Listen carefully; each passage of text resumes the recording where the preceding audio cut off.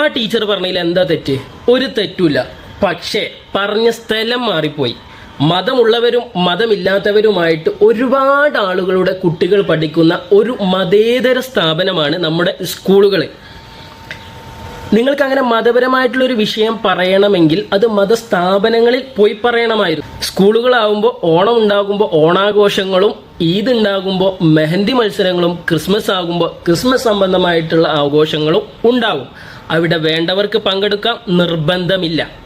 പിന്നെ നമ്മുടെ ഇന്ത്യ ഒരു മതേതര രാജ്യമാണ്. അതായത് ഒരു വ്യക്തിക്ക് അവൻ ഇഷ്ടപ്പെട്ട മതത്തിൽ വിശ്വസിക്കാനും അതിൻ്റെ ആരാധനകൾ ചെയ്യാനും അതിനു വേണ്ട ആരാധനാലയങ്ങൾ പണിയാനുമുള്ള അവകാശം ഭരണഘടന നൽകുന്നുണ്ട്. അങ്ങനെയാകുമ്പോൾ അതിൻ്റെ കൂടെ ഒന്നുകൂടി കൂട്ടി വായിക്കാൻ പറ്റും. ഹിന്ദു വിശ്വാസികൾ വളരെ പുണ്യമായി കരുതുന്ന അവരുടെ ഗുരുവായൂർ അമ്പലനടയിലെ കുളത്തിൽ ജാസ്മിൻ ജാഫർ റീൽ ചിത്രീകരണത്തിന് വേണ്ടി പ്രവേശിച്ചതുകൊണ്ട് അവിടെ ശുദ്ധികലാശവും പുണ്യാഹം തെളിക്കലും നടന്നു. അത് അവരുടെ വിശ്വാസപ്രകാരം മറ്റു മതസ്ഥർ അവരുടെ പുണ്യമാക്കപ്പെട്ട സ്ഥലത്ത് സ്പർശിച്ചാൽ അശുദ്ധമാവും എന്നുള്ളത് കൊണ്ടായിരിക്കാം.